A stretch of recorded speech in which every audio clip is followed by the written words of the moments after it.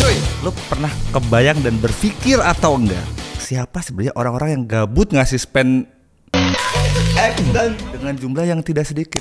Ternyata asal lo tahu ya, di balik itu semua ada agenda bahaya yang harus kita tahu. Let's go. Siapin kopi cemilan, ini bahasnya bakal serius. Kita mulai videonya. Let's go. Ada kerjaan nggak bang? Influencer dong. Sini ikut pelatihan. Iya, udah.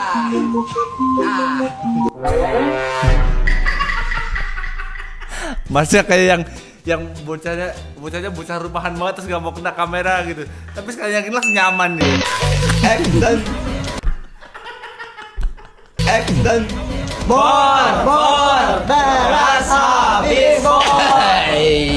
Mari kita joget.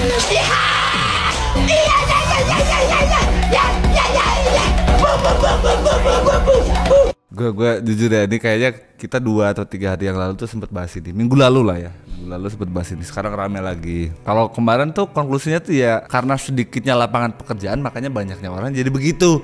Gitu. Yang jadi PR siapa yang jadi PR? Harusnya pemerintah memperhatikan ini gitu. Cuman makin ku perhatikan makin kesini yang donat kan angkanya gede-gede ya.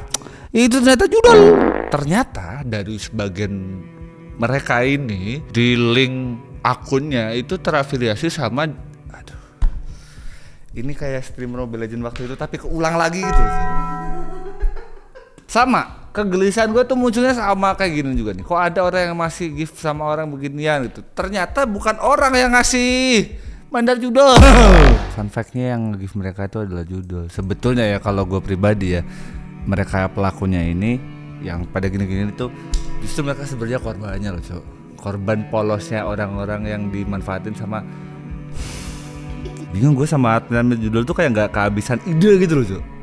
Dulu orang-orang streaming gaming lewat masuk. Sekarang spam konten-konten TikTok masuk. Iya, spam komen sampai sekarang tuh masih ada. Sekarang fenomenanya ada lagi. Coba direnungin baik-baik. Kenapa para judul-judul ini tuh masuknya ke segmentasinya begini? Kenapa?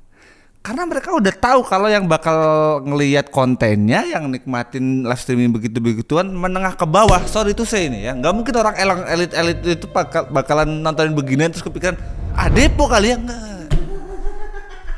Gua nggak tahu ini terjadinya kapan. Kayaknya sih harusnya udah dari beberapa tahun yang lalu ya. Yang tagline gak ada beras joget solusinya itu kan udah lama kan ya. Nah sekarang tuh belakangan rame lagi fenomena yang sama, cuman jumlahnya lebih banyak daripada poin MU.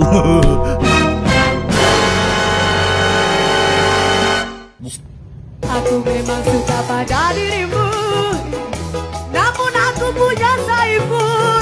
Kalau perhatiin sekarang, Satbor salah satunya dan juga masih banyak yang lainnya tuh sejenis sama kayak dulu tiap dapat gift langsung joget. Cuman sekarang jumlahnya lebih banyak, bahkan fenomenanya satu kampung jadi live streamer semua tapi joget semua. Nah masalahnya kadang-kadang gue juga mikir siapa sebenarnya orang yang dengan sengaja nge-gift kayak nggak masuk akal aja tiba-tiba ada sultan gabut ngasih gift secara cuma-cuma. Ngeliat orang susah joget-joget kan nggak mungkin kan. Ternyata ada agenda terselubung yaitu judi online seperti biasa. Lu bisa cek siapa top 3 giftnya. Udah pasti salah satunya atau mungkin tiga-tiganya pasti akun judul.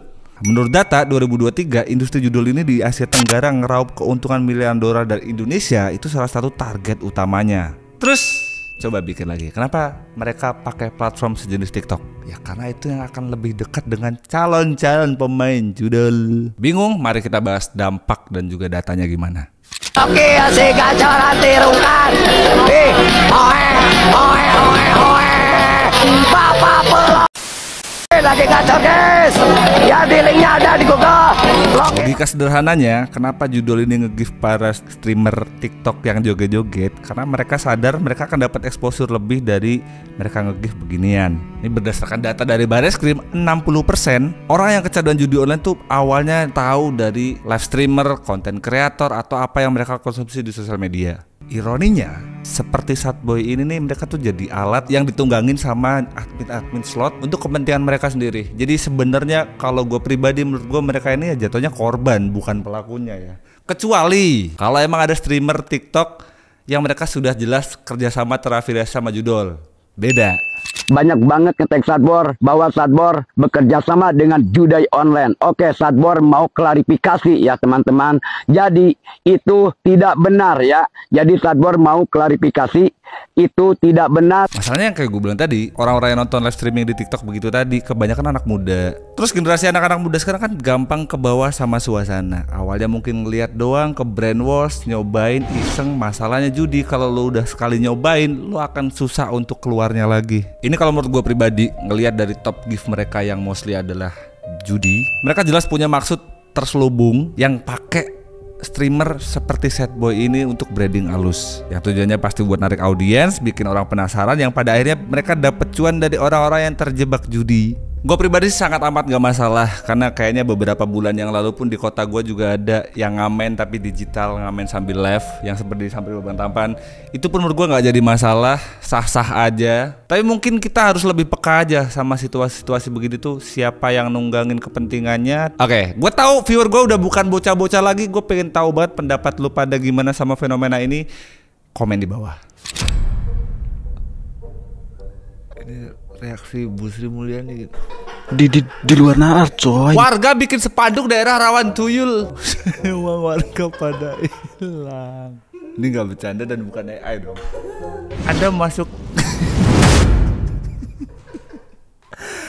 Anda masuki area rawan kecelakaan, jalan berbahaya. Anda masuki daerah rawan tuyul. Gue masih gak bisa, nalar gue masih bener-bener belum bisa nerima nih. Daerah rawan tuyul, lingkungan RT 2 RW 15 rawan tuyul. Di Tenggarnya ada warga.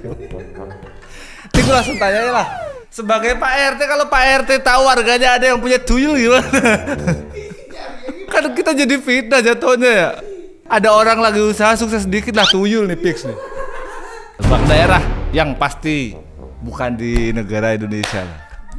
Kita tidak percaya begini dan tidak percaya. Gue jadi penasaran nanya ChatGPT ngerti tuyul nggak dia? Nah ini udah tahun kapan lo soalnya lo? Tau ganjel tau! Tau ganjel! Ganjel tau! Tau ganjel tau! Ganjel! Ganjel! Ini menahan telapak kaki surga ini. Surga di telapak kaki ibu tuh. Ya, harus dijaga aja udah bener. Yang di bawah nggak kepikiran apa kalau ada apa-apa loh. Nahan surga aja. Malahnya gede aja. Saya ngepost foto pakai baju koko. Terus komentarnya apa coba? Komentarnya pesona cowok paham agama. Hah? Ya mau gimana pun selamat datang di negara kita ya, di mana warga kita masih sebagian ada yang percaya hati-hati rawan daerah tuyul. Terus di usia-usia remaja ke bawah ada ngeliat orang postingan pakai baju koko dibilang pesona pria paham agama, cewek jilbaban jali-jali. Aduh capek banget pindah negara, tapi negara kita lucu banget. Gimana ya? Posting lagu yali-yali dibilang soleha padahal itu lagu cinta-cinta. Nah kan prinsip orang kita yang penting bahasa Arab berarti paham agama. Mau bahasa Arabnya artinya apapun bagus jelek tetap yang penting paham agama. Amin. Standarnya orang sekarang terlalu receh, bukan terlalu receh, lebih mereka tuh nggak paham dengan konsep standarnya. Cari duit di Jakarta dalam pikiran.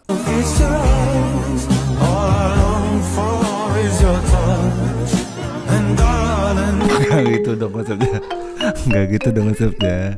Emang miliarder di Jakarta pada gabut. Ayo Instastory, hari ini saya akan menyebarkan duit ratusan ribu di sepanjang jalan Sudirman. Enggak.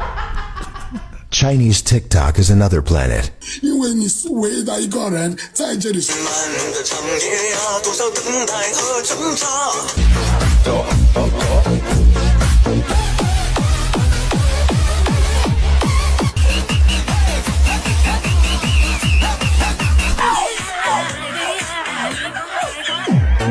我就是很有缘人，谢谢诱惑。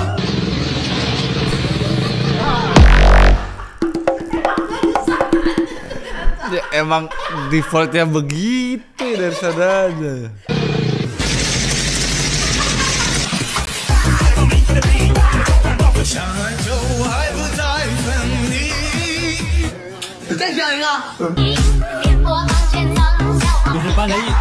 的6月我的小心的，咱们的从我这儿都有啥呀？ Ternyata nggak bisa disalahin ya. Wong dari pusatnya wis kaya ngono, Cuk.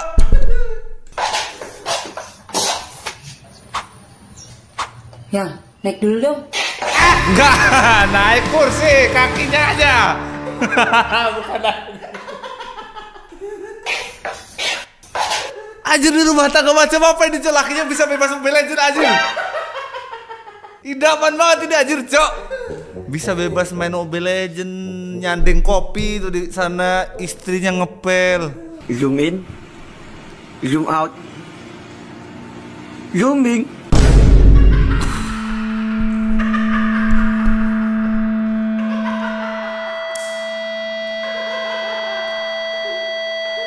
Bener juga zoom loh.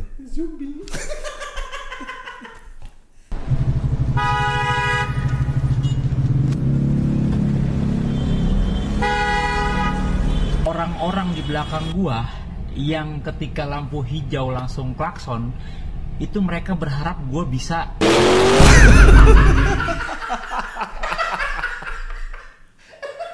Iya sabar, apa sabar? Sabar, kita kan udah antri nih, berhenti juga berjejer-jejer kan, majunya ya sesuai antriannya. Gak sabar banget, dikira lampu merah, kuning, hijau kita nos gitu kan. Dengan Anda memperlambat laju Anda, ini bukan memperlambat ini, kita emang nggak bisa ngenos kayak mobil yang oren. Dengan Anda memperlambat laju Anda mempersulit orang-orang di belakang Anda. Mungkin bakalan ada yang sampai harus nunggu lagi 2-3 kali lampu merah. Iya, ini soal waktu, bukan soal kita suruh cepet atau kagak. Ayo mempermudah orang-orang di belakang. Iya, kita mempermudah orang-orang di belakang, tapi keselamatan kita kagak dijamin nih. Gimana nih? Statementnya bagus tapi botol. yang gue heran kenapa kalau klakson padahal baru 1 detik langsung hijau kuning, gue langsung disuruh. Ya kan kita memang mental kita kan gitu kan, merah kuning hijau bukan berhenti siaga jalan kan, merah kuning klakson. Loh kita nih mental cerdas cermat anjir, Cok. Coba gondrong biar gantengan dikit.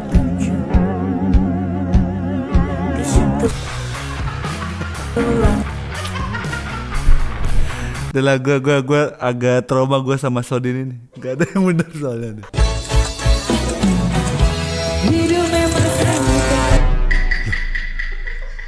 Gue tadi mau bilang standar 2 dulu, Neng. Ini langsung ke gas dong. Coba ini bakal kebuang gak pasanya.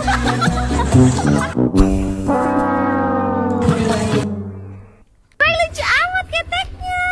Terakhir nih. Keteknya tuh lucu tuh. Apa juga terakhir. Konsepnya nggak mau ngalah waktu ini. Yang gue juga punya.